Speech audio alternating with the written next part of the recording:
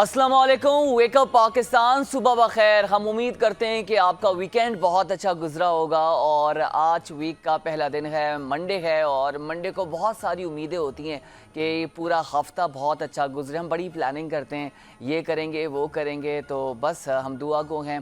जिस तरह से हम अपने लिए सोचते हैं, आपके लिए भी सोचते हैं कि रब्बुल इज़्ज़त आपके लिए आसानी करे और मामलात बड़े चैलेंजेस के साथ आगे गुजर रहे हैं और जिस तरह के हालात हैं तो यकीनन इस वक्त लोगों का गुज़र बसर करना इस महंगाई में बड़ा मुश्किल हो गया है।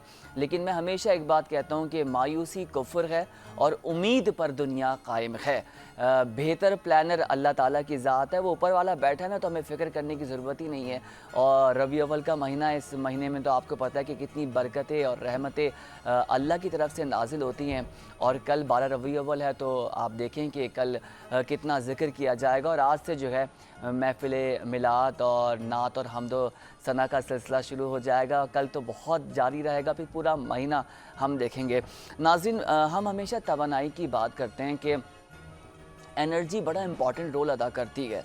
ख़ास तौर पे शमसी तवानाई की अगर हम बात करें या दीगर एनर्जी की बात करें जिसमें आपके गैस आ जाता है, आपकी बिजली आ जाती है या दूसरी एनर्जीज़, इनका बड़ा इम्पॉर्टेंट रोल होता है आपके मुल्क की इकॉनमी पे और उसके साथ साथ जो आपका इन्वायरमेंट है उस पे। इन्वायरमेंटल चेंजेस पर लोग बड़ी बातें कर रहे हैं, पाकिस्तान में भी बात हो रही है और दुनिया भर में लोग बात कर रहे हैं। उसी का एक एस्पेक्ट है क्लाइमेट चेंज। नाज़रीन, क्लाइमेट चेंज ने सब कुछ चेंज करके रख दिया है और आप देखिए कि किस तरीके से इसका इम्पैक्ट ग्लोबली हम देख रहे हैं और दुनिया इस पे काम कर रही है और बल्कि उसकी प्लानिंग के अकॉर्डिंगली उन्होंने उस पर अब काम करना भी स्टार्ट कर दिया है कि किस तरीके से आपको अपने मुल्क का जो निज़ाम है, जो सिस्टम है, उसको बेहतर करना है। अगर हम अपने पाकिस्तान की बात करें तो आपको पता है कि पाकिस्तान में हमेशा से हमारे पास रिसोर्सेज का फ़क़दान रहा है और अभी भी रिसोर्सेज हमारे पास बहुत महदूद हैं और डिज़ास्टर आ जाए या कोई भी परेशानी एकदम से अगर पाकिस्तान में आ जाती है तो दूसरा सबसे बड़ा चैलेंज ये होता है कि उसको सेटल कैसे करना है, उसको सॉल्व कैसे करना है या उस मसले का हल कैसे निकालना है।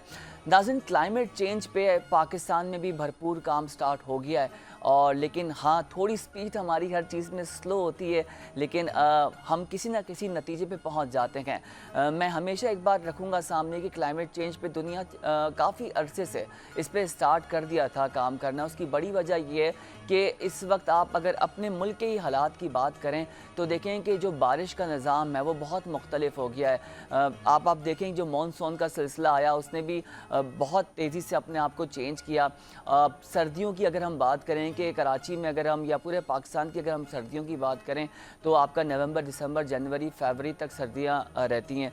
तो इसी हवाले से आपको बताएं कि क्लाइमेट चेंज पे ये सारी सूरत हाल है और इस पे बात करने के लिए हमें ज्वाइन किया है डॉक्टर शहनाज राशिद ने। इनसे बात करेंगे। अस्सलाम वालेकुम मैम, कैसी हैं आप?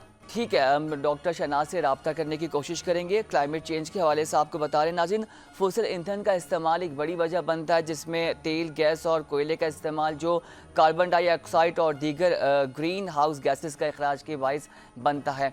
इस पर मज़ीद बात करेंगे। बात ये करनी है कि इन्वायरमेंटल चेंजेस पे इस पर क्या इम्पैक्ट आ रहा है, पाकिस्तान की इकॉनमी पे इस पर क्या इफ़ेक्ट आ रहा है, फर्दर ये जो क्लाइमेट चेंज हो रहा है उसके लिए हमें एहतियाती तदाबीर क्या इख्तियार करनी चाहिए, कितने दरख्त लगाने चाहिए, कितना ग्रीन पाकिस्तान करना चाहिए, इन तमाम तर इशूज़ पर बात करते हैं। एक ब्रेक के बाद ब्रेक लेते हैं, आपसे मज़ीद बात करते हैं। Stay with us.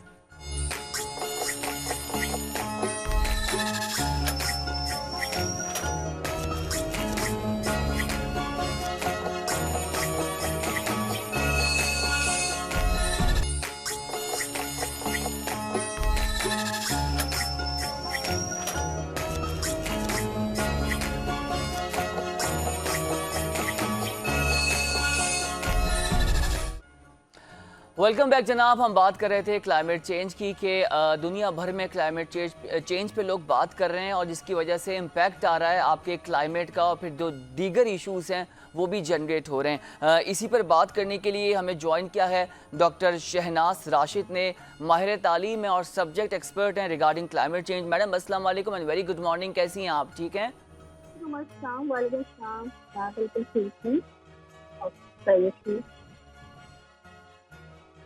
शहनाज, ये बताएं कि मौसम की तब्दीली या माहौलियाती तब्दीली एक संगीन मसला है जो आलमी सतह पर असरअंदाज हो रहा है। आप क्या समझती हैं कि इसका क्या इम्पैक्ट पाकिस्तान पर आ रहा है? जी, मैं बहुत हैप्पी हूँ सर कि आपने ये टॉपिक रखा। बेसिकली थोड़ी सी बात करना चाहूँगी इसी टॉपिक के हवाले से, लेकिन एक प्रिलिमिनरी बात ज़रूर करूँगी कि हमारे यहाँ बहुत सीवियर बल्कि वर्स्ट कॉन्सिक्वेंसेस पूरे ग्लोब में आ रहे हैं क्लाइमेट चेंज के। और ये एक हमारा इशू नहीं है, बल्कि ये पूरी दुनिया का इशू है। और देखिए, ज़मीन पर तो मुल्कों की तकसीम हुई भी है, ठीक है, लेकिन जो ग्लोब है ना, ग्लोब पर कोई तकसीम नहीं हुई है। ग्लोब जो है वो सबका ग्लोब है, एक ग्लोब है। और इस ग्लोब में जो क्लाइमेट चेंज जैसी एक बीमारी आ गई है, मैं इससे बीमारी ही समझती हूँ, कैंसर जैसी बीमारी हो गई है ये। तो इसके लिए फाइट करना हम सबकी जिम्मेदारी है। तो मुझे बहुत अच्छा लगा, और हमें इस हवाले से पाकिस्तान में इस बात की शदीद ज़रूरत है कि हम क्लाइमेट चेंज के हवाले से एजुकेट करें और अवेयरनेस दें अपनी कम्युनिटी को, अपने लोगों को, उनको ट्रेन करें और उनको यूजफुल टूल बनाएं कि किस तरह से हम इस ग्लोबल इशू को ओवरकम करने में कॉन्ट्रीब्यूट कर सकते हैं। तो मैं आपको इस चीज़ की थोड़ी ज़रूरत है। अब मैं आपसे क्लाइमेट चेंज के हवाले से इस तरफ को आती हूँ कि क्लाइमेट चेंज में अगर हम बात करना चाहते हैं तो इसके लिए हमें बहुत ज़रूरी है कि हमें क्लाइमेट क्या है और एटमॉस्फेयर क्या है, वेदर क्या है। जब तक हमें इसकी छोटी से कॉन्सेप्ट नहीं आएंगे, मैं इसमें अपनी पूरी कम्युनिटी से, पूरे पाकिस्तान से बात कर रही हूँ, और मैं कोशिश करूँगी कि मैं उन सादा लफ्ज़ों में बात करूँ जिनसे हमारे घरों में बैठी हुई तमाम ख़वातीन हैं या हमारे पूरे पाकिस्तान में कहाँ कहीं भी मुझे सुना जा रहा है, वो इस चीज़ को अंडरस्टैंड करें और बहुत खुशी के साथ इस क्लाइमेट चेंज जैसी बीमारी के लिए डॉक्टर बन जाएं, सोसाइटी का, कम्युनिटी का, और उसका इलाज करने में अब फख्र महसूस करें। तो सर, बेसिकली क्लाइमेट जो है ना, जैसे लॉन्ग टर्म वेदरिंग कंडीशन होती हैं किसी भी रीजन में, जैसे तकरीबन 30 साल या 30 साल से ज़्यादा। आप अगर कहीं भी आपको कहें तो क्या है क्लाइमेट, तो आप जाएंगे और लॉन्ग टर्म पे वेदरिंग कंडीशन देखेंगे, जैसे अराउंड 30 साल की इसका क्लाइमेट है। अब क्लाइमेट जो है, इसमें जो चेंजेस हुए हैं वो उसके एटमॉस्फेयर में हुई है। बेसिकली देखिए, जो हमारा ग्लोब है वो उसके चारों तरफ ऑल अराउंड डिफरेंट गैसेस का एक कोई सा ब्लैंकेट है जैसे लिपटा हुआ है। इन गैसेस में नाइट्रोजन 21% है, ऑक्सीजन 21% है, और 1% है। तो ये तो हो गया आपके इस ग्लोब का एटमॉस्फेयर। एटमॉस्फेयर क्या है? ये एक पूरी का ब्लैंकेट है जैसे हमारे पूरे ग्लोब के चारों तरफ लिपटा हुआ है, जो कि डिफरेंट गैसेस पर मुश्तमिल होता है। और इस पूरी ब्लैंकेट यानी एटमॉस्फेयर का काम ये है कि वो हमारे प्लैनेट यानी जमीन पर टेम्परेचर को मेंटेन रखे, एक बैलेंस टेम्परेचर प्रोवाइड करे जितना जमीन को चाहिए। अब हम आ जाते हैं वेदर की तरफ, क्योंकि एक्सट्रीम वेदरिंग हो रही है क्लाइमेट चेंज से। तो वेदर जो है ना, ये भी एक स्टेट है एटमॉस्फेयर में की, और उसमें बहुत से फैक्टर होते हैं जिसकी एटमॉस्फेरिक प्रेशर में ह्यूमिडिटी है, प्रेसिपिटेशन है, टेम्परेचर है, और आपके क्लाउड वगैरह। अब मैं सेटिस्फाइड हूँ कि जो भी हमें सुन रहे हैं लोग, उनको ये थोड़ा सा समझ आ गया कि जो क्लाइमेट जो है वो लॉन्ग टर्म वेदर से डिफरेंट होती है, किसी एरिया की लॉन्ग टर्म, या फिर एटमॉस्फेयर जो है वो एक ब्लैंकेट जैसा है जिससे टेम्परेचर को मेंटेन करे और वेदर क्या। तो अब इन सब चीज़ों में क्लाइमेट चेंज क्या है? देखिए, क्लाइमेट चेंज जो है ना वो लॉन्ग टर्म सस्टेन है। अब हमें क्लियर होना चाहिए कि हम क्या करें। बेसिकली ना अभी आगे चल के मैं आपको शेयर करूंगी कि हम खुद से ना खुद फ्रेंड्स हैं इसके क्लाइमेट चेंज से। ये जो बने हुआ इंसान है ना, जो आदम है, यही है और इसी में हल करना है मुझसे। तो हमारे पास जो लॉन्ग टर्म शिफ्ट आ गया है ना टेम्परेचर का और वेदर कंडीशन का, वो दो तरह से हो रहा है। एक तो नेचुरल भी हो रहा है और एक एंथ्रोपोजेनिक भी हो रहा है। यानी टेम्परेचर कैसे राइज हो रहा है नेचुरली, या तो ये सन की एक्टिविटी से हो रहा है या फिर ये लार्ज वॉल्केनिक एक्टिविटी की वजह से हो रहा है। अच्छा, इसको ग्रीन हाउस गैसेज यानी वो तमाम गैसेज जो कि ग्लोबल वार्मिंग कर रही है, नेचुरल जो नेचुरल है और इसके उपाय जो हैं कुदरत ने रख दिए गए। लेकिन ये जो हम बने हुए इंसान है, इसको जो हम पूरे ग्लोबल इशू में जकड़े हुए हैं, वो ही main grass root positive statement है। आप और हम सभी चीज को मजबूत और साफ करें। इस बीमारी की असल वजह हम सारे ग्लोब के सारे इंसान सारे ह्यूमन बीइंग की क्योंकि देखिए इसे सारे को की दिखाई में जब इंडस्ट्रियल रेवोल्यूशन हमने आपके फॉसिल फ्यूल के बर्निंग शुरू कर। आपके फॉसिल फ्यूल में जैसे अभी आपने बताया कि कोल है, ऑयल है, गैस है, ये सब चीजें शामिल होती हैं। इंसान ने जब इस फॉसिल फ्यूल की बर्निंग शुरू की तो उससे ग्रीन हाउस गैसेज का इमिशन होना शुरू हो गया। और ग्रीन हाउस गैसेज करती क्या है, क्लाइमेट चेंज से कैसे रिलेट, ये जरूरी बहुत जरूरी है कि हमें इसका पता है। तो ग्रीन हाउस गैसेज जो है जनाब, ये जाकर हमारा सूर्य ब्लैंकेट है ना, एटमॉस्फेयर का, उसके काम में खलल डाल दे।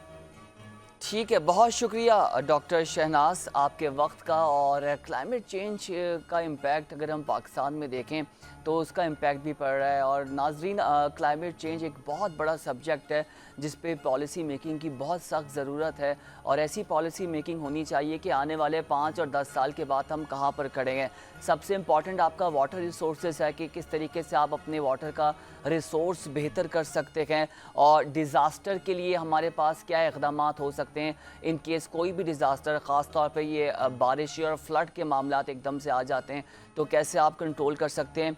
टेक्नोलॉजी, रोल ऑफ टेक्नोलॉजी की मदद से हम किस तरह से जो है तयन कर सकते हैं कि जो फ्लड के मामलात हैं, बारिश के मामलात हैं, या जो दीगर क्लाइमेट क्या होगा आने वाले 2 महीनों में या अगले हफ्तों में, तो इस पे भी हम बहुत बेहतर काम कर रहे हैं। और हमारे पाकिस्तान में भी काफ़ी काम हुआ है, ख़ास तौर पे जो वेदर प्रेडिक्शन के हवाले से की जा रही होती हैं वो किसी ना किसी हद तक जो है वो सूदमंद साबित होती हैं। फिर डेफिनेटली क्लाइमेट का इतना स्ट्रॉन्ग इम्पैक्ट है दुनिया भर में कि वो जो मॉनसून है या जो क्लाउड्स क्रिएशंस वाला मैटर है वो भी एक अलग तरीके से डाइवर्ट हो जाता है। As far as concern public awareness, वो भी बहुत इंपॉर्टेंट है क्योंकि इस वक्त जितनी ज़्यादा पब्लिक अवेयरनेस करने की ज़रूरत है, जितनी पब्लिक अवेयरनेस होगी उतना ज़्यादा लोगों को जो है इसके मामलात बेहतर होते हुए नज़र आएंगे। और मोस्ट इम्पॉर्टेंट कि आप एजुकेशन में इसको डाल सकते हैं किस तरीके से कि क्लाइमेट चेंज के सब्जेक्ट्स पढ़ाना शुरू कर दें स्कूलिंग से। हायर एजुकेशन में तो चल रहा है लेकिन आप स्कूलिंग से भी उसको बेहतर कर सकते हैं। और फिर सस्टेनेबल डेवलपमेंट, उसका भी क्या इकॉनमी के साथ इम्प्लीमेंट होते हुए देख रहे हैं, वो किस तरह से इंटीग्रेट हो रही हैं दोनों चीज़ें, ये भी बड़ा इंपॉर्टेंट है। एक ब्रेक लेंगे, ब्रेक से जब वापस आएंगे तो मज़ीद इश्यूज़ पर बात करेंगे। Stay with us.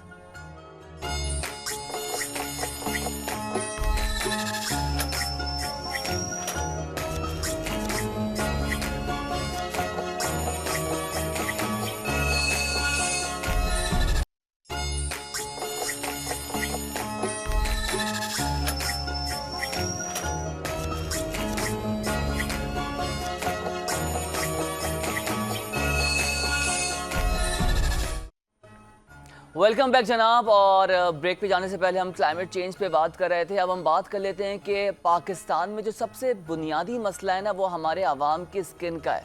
आवाम परेशान है कि स्किन को कैसे बेहतर कर सकते हैं और ख़ास तौर पे जो छोटे बच्चे हैं, टीनेजर्स हैं, उनके स्किन पे जो है वो पिंपल्स हो रहे हैं, निशानात आ रहे हैं, फिर लोग अपनी रूटीन जो है उसका सही तरह डे केयर रूटीन है उसको सही से फॉलो नहीं कर रहे होते हैं, और फिर पॉल्यूशन इतनी ज़्यादा है और ड्राइनेस इतनी ज़्यादा, क्योंकि हम अगर कराची में रह रहे हैं या जो लोग लाहौर में रह रहे हैं उनके अलग मसाइल हैं, इस्लामाबाद के लोगों के अलग मसाइल हैं। तो स्किन रूटीन आपका बड़ा इम्पॉर्टेंट है कि कैसे आप अपनी स्किन रूटीन को बेहतर कर सकते हैं, अपनी स्किन का ख्याल रख सकते हैं, कौन सी क्रीम्स हैं जिनको आप लगा सकते हैं, कौन से ऐसे फेस वॉशेस हैं जो आपके लिए बेहतर हो सकते हैं। आजकल हमारे यहाँ तो लोगों को अवेयरनेस नहीं होती है, कुछ भी मिलता है मुंह पे लगा लेते हैं, फिर उसके बाद उनकी स्किन ख़राब हो जाती है, फिर उसके बाद वो डॉक्टर से रुजू करते हैं। इसी पर बात करेंगे। हमें ज्वाइन किया एक ऐसी पर्सनैलिटी हैं जो बहुत बेहतर इस सब्जेक्ट पर काम कर रही हैं और बेहतर गाइडलाइंस आपको दे सकती हैं कि स्किन रूटीन आप अपनी कैसी फॉलो कर सकते हैं। हम डॉक्टर लाइबा शेख को वेलकम करेंगे। अस्सलाम वालेकुम, welcome to the show and very good morning. कैसी हैं आप? ठीक हैं? ठीक, आप कैसे हैं? अल्हम्दुलिल्लाह ठीक ठाक। डॉक्टर लाइबा ये बताएं कि सबका मसला स्किन का मसला है, किसी के पिंपल्स हो रहे हैं, किसी के स्किन पे जो है निशान पड़ रहे हैं, और कोई भी क्रीम है अप्लाई कर ली, देखते नहीं है कि आपके स्किन के अकॉर्डिंगली वो है या नहीं है। और एक टॉपिक तो हमने बहुत डिस्कस किया था, ये गोरे होने वाला। अब उसके अलावा जो एक मसला है कि जी स्किन बेहतर कैसे हो सकती है, और ख़ास तौर पर जो छोटे बच्चे बच्चियाँ हैं उनके स्किन पे बहुत जल्दी दाने निकल जाते हैं और फिर उसके सही से केयर नहीं करते, फिर उसके बाद वो दाने जो है वो मज़ीद बदनुमा धब्बे की सूरत इख्तियार कर लेते हैं। आप इस पे क्या बात करेंगे, क्या कंसर्न है आपका? देखें, आपने जिस तरह मेंशन किया था, बहुत अच्छी आपने एक बात मेंशन की कि लोग जो हैं वो कुछ भी अप्लाई कर देते हैं, किसी कहीं से भी देख के अप्लाई कर देते हैं। ये सोशल मीडिया का मैं कहती हूँ अच्छा या गलत बहुत हमारे लिए गलत इस्तेमाल हो गया, क्योंकि इन्फ्लुएंसर्स बहुत सारी चीज़ें पोस्ट करते हैं जिनको PR पे आती हैं और वो कोई भी यूज़ कर लेता है। वो जब यूज़ कर लेते हैं उसके स्पेशली जो टीनेजर्स होते हैं ना, वो एडवर्स रिएक्शंस में पहुंच जाते हैं। जिस तरह आपने किया mention of pimples usually wrong use of products, या फिर एक नॉर्मल टीनेजर्स में जो पिंपल्स होते हैं वो नॉर्मल हैं, लेकिन अगर वो अनट्रीटेड रह जाएं, स्पेशली फॉर मेन, जो लड़के होते हैं उनके लिए कहते हैं जी लड़के इस एज में तो निकलते हैं कोई बात नहीं, बट जो वो निकल जाते हैं और उसके बाद जो स्कारिंग छोड़ जाते हैं वो आपको it take ages to get rid of it, मतलब हमें फिर इतने सेशंस लग जाते हैं उसको रेड करने के लिए। तो आपने जिस तरह मेंशन किया कि इनको फ़ौरन जब ये आना शुरू हो उसी वक्त डॉक्टर के पास जाएं, उसको ट्रीट करें, ना कि जी उम्र है तो उसमें निकलने दें। That's wrong. Also for women या जो लड़कियां हैं यंग एज में, तो अब पहले हमारे पुराने ज़माने में लड़कियां इतना मेकअप नहीं करती थी, अब तो you see 13-14 year old with proper. ये ट्रेंड बना हुआ है लाइबा, हम हर किसी को देखें कि और आपने बड़ी दुरुस्त बात की कि आजकल एक इन्फ्लुएंसर वाला है, 4-6 प्रोडक्ट सामने रख दी लोगों को इंस्पिरेशन देने के लिए कि मेकअप से पहले ये क्रीम लगेगी, मेकअप के बाद ये क्रीम लगेगी, फिर फाउंडेशन से पहले ये लगाना है, फिर फाउंडेशन के बाद ये लगाना है, फिर रात को क्रीम अलग लगानी है, सुबह को क्रीम अलग लगानी है। पहले लोग इतना ख्याल नहीं करते थे, लेकिन उनकी स्किन फिर भी प्यारी होती थी, वो अच्छी अट्रैक्टिव फेस होता था और ग्लो करता था।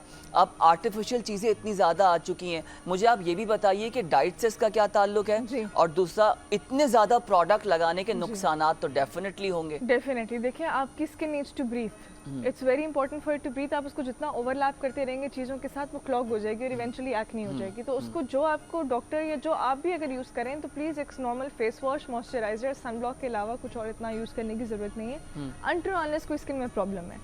अब डाइट जब आते हैं, देखिए टीनेजर्स की अगर हम बात करें तो टीनेजर्स हों या बड़े हों, डाइट कहीं ना कहीं आपको अफेक्ट करती है, बट मेरा ये मानना है कि majorly this is not the reason. Majorly that's true, gut ठीक है तो स्किन ठीक है, बट अगेन हमारे हार्मोनल इश्यूज जो होते हैं ना, that is the major reason of acne. Stress is the major reason of acne, ठीक है। Wrong lifestyle is the main reason कि आपका एक्ने हो रही है। मतलब wrong use of products, wrong use of makeup, wrong timing, जिस तरह लोग मेकअप करके मूवमेंट ऐसे सो जाते हैं, वो पोर क्लॉग रहते हैं, दीज आर द रीजन जिससे हमारी एक्ने होती है।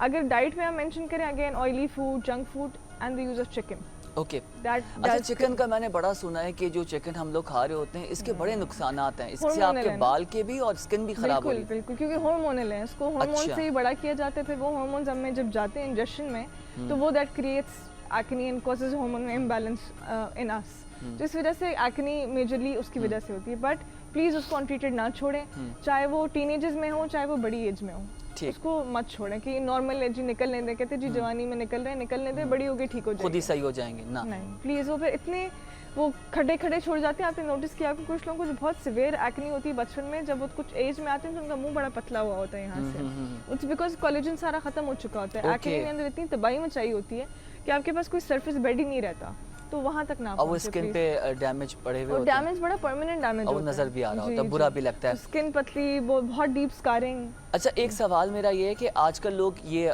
3D फेशियल्स, और मैं ये सब इंटरनेट पे देख रहा होता हूँ, और मशीन्स में जा रहे हैं, मशीन्स में आ रहे हैं, और पूरे मुंह पे लाइट्स लगी हुई हैं। ये क्या है ये? ना मैं इसकी डिटेल्स इतनी पढ़ी, लेकिन मुझे बड़ा अजीब लग रहा होता है कि इतना सब कुछ क्यों?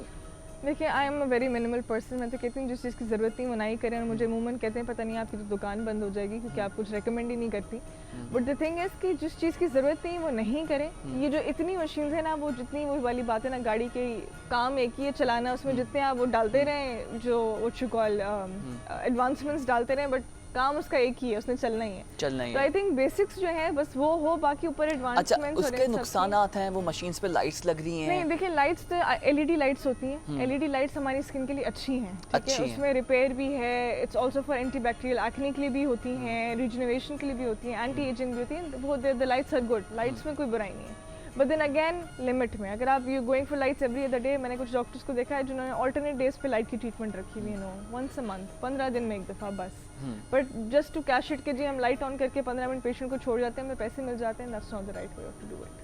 ठीक है। अच्छा, मुझे बताएं, जिनकी ऑयली स्किन है वो क्या टेक केयर रूटीन फॉलो कर सकते हैं, और जिनकी ड्राई या नॉर्मल स्किन है वो क्या कर सकते हैं? उनके प्रोडक्ट्स क्या होंगे? बिल्कुल डिफरेंट उनका होता है। लाइफस्टाइल क्या जी। होगा? जो ऑयली स्किन वाले हैं उनके लिए हम कहते हैं, देखें, एक तो ये बड़ा मिसकंसेप्शन है कि जो ऑयली स्किन है वो मॉइस्चराइजर का इस्तेमाल ना करें। वो कहते हैं हमारी स्किन तो ऑलरेडी इतनी ग्रीसी है, मॉइस्चराइजर लगाते हैं तो वो और ग्रीसी हो जाती है, जबकि आपकी स्किन को you need to put moisturiser. अगर आप नहीं लगाते तो आपकी स्किन अपना ऑयल फेंकती है, और वो जब ऑयल फेंकती है ऑयली स्किन पे तो वो एक्ने कर देती है। ठीक है।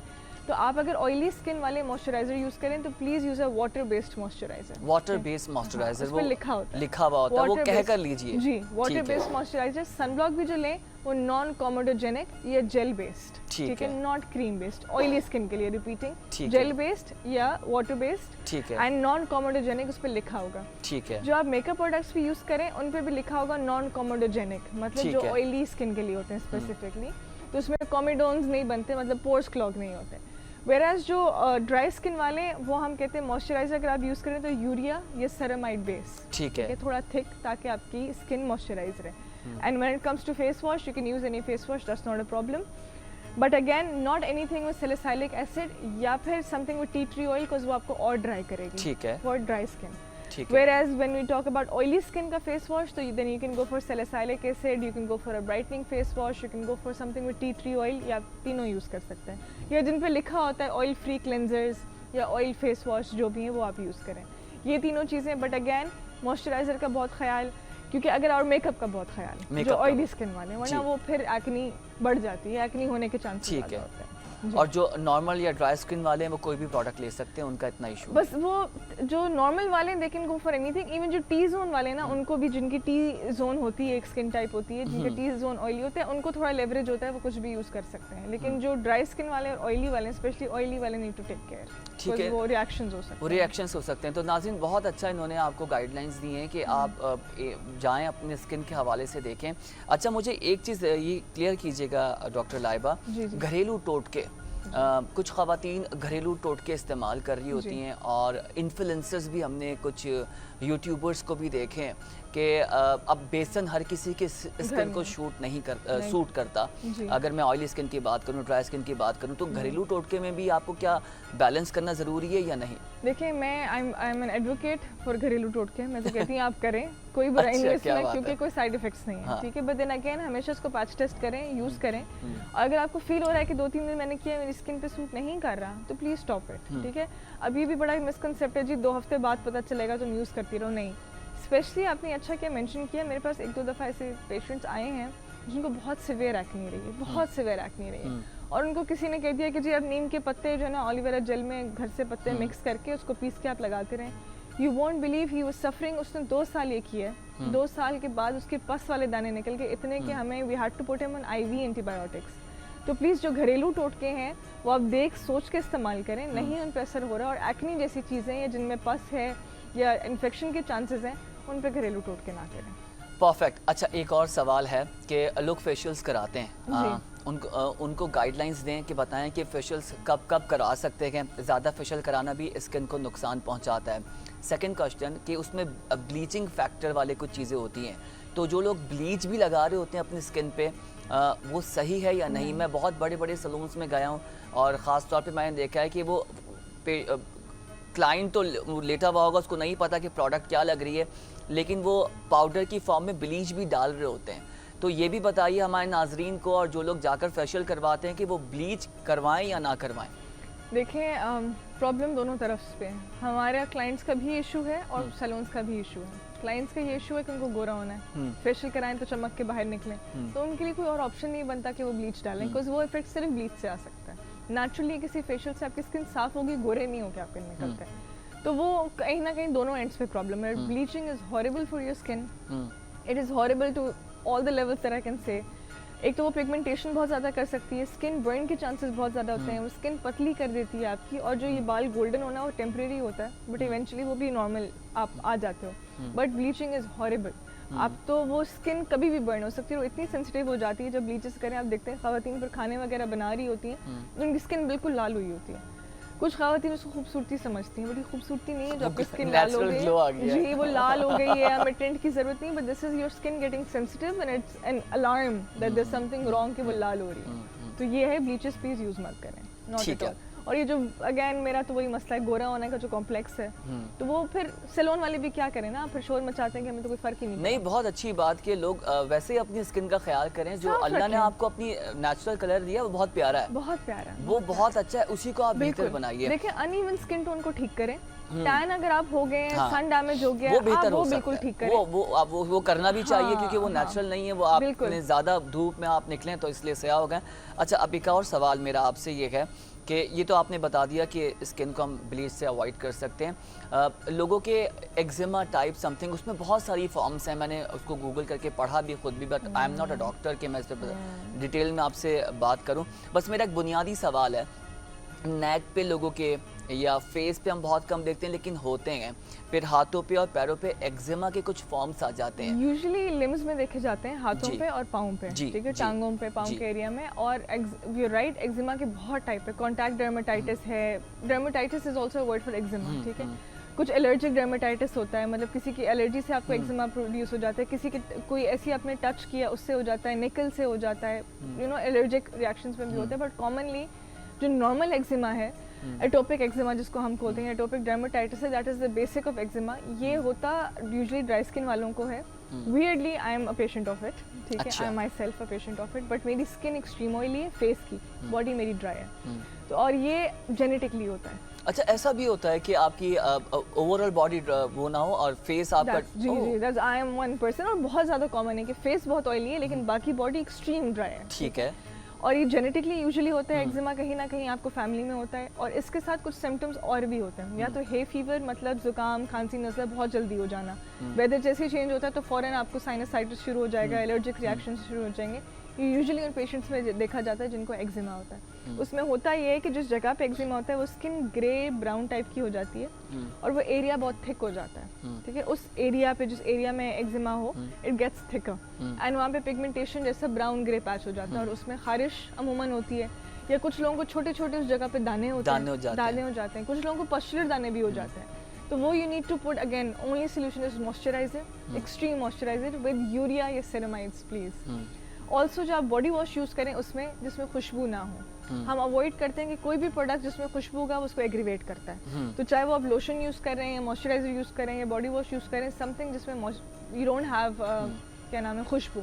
अगेन, और अगर वो बिल्कुल आउट ऑफ कंट्रोल है, वो फैलता है, क्योंकि एक्जिमा जितना आप खारिश करो वो फैलता है, then you need to go to a doctor, और वो फिर हम आपको रेकमेंड करते हैं स्टेरॉइड्स या तो खाने के या लगाने के। अच्छा, हाँ, स्टेरॉइड्स रेकमेंड करते हैं उसके लिए, इसके लिए ज़रूरी पड़ जाता है, because it's an autoimmune problem. तो आपको वो एक्जिमा रिमेन्स, ऐसा नहीं है कि वो ख़त्म हो जाता है, वो रहता है, 100% नहीं होता। नहीं, देखिए वो सबसाइड हो जाएगा कुछ टाइम। मैंने सुना है कि स्किन को कुछ सर्जन्स वगैरह कहते हैं सर्जरी हल्की सी लेयर करवा के वो स्किन को खत्म करके, ऐसा नहीं है? देखिए ना, वो बॉडी में है, वो वहाँ नहीं तो कहीं और हो जाएगा, वो तो आपकी area, it's in your blood. I think ज़्यादा सॉल्ट स्पाइस लेने से भी होता है। नहीं, it's mostly basically auto immune problem है इन जेनेटिक्स एंड ये majority because of the skin dryness और स्किन का हमने बैरियर मेंटेन नहीं किया होता, ठीक है। स्किन का ये प्रॉब्लम है, वो barrier as long as is maintained through moisturising it will get better, but then again it doesn't go away, it gets better.